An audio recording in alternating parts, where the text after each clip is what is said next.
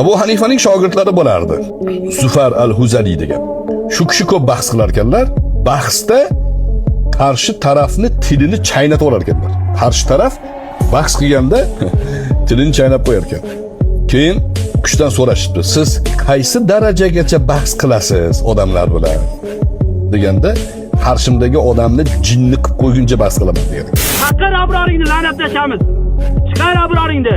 Chiqar la'natlashamiz omla umrimizda bor. Hamda omla umrimizda bor. Nima dedim? U nima dedi? Jinni bo'lganini qatdan bilasiz desa 24 soat men haqimda gapiradi degan ekanlar.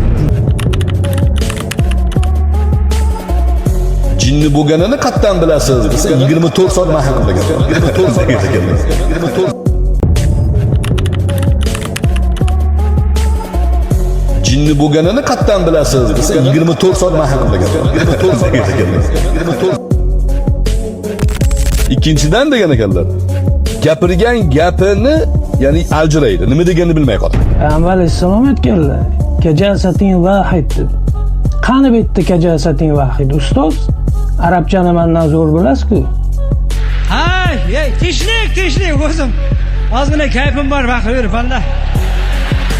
Ha, bemalol.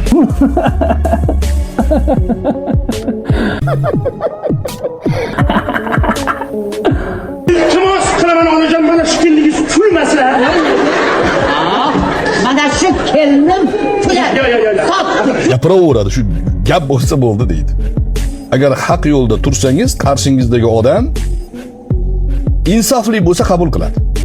Va uni o'sha mutaxassisligi doirasida o'qigan ilmi bo'lish kerak. تعالى بدر علينا من ثانيات الوداع وجب الشكر علينا ماذا لله داي وجب الشكر علينا ماذا لله داي Iltimos qilaman, radio tinglovchilar befon yozing. Telefon mashhurda bo'ladi, menga ishoning. Bahsni shunaqa qilamizki biz, yo tilini chaynatib olamiz, yoki tavba qilib uzr so'raydi samimiy odam.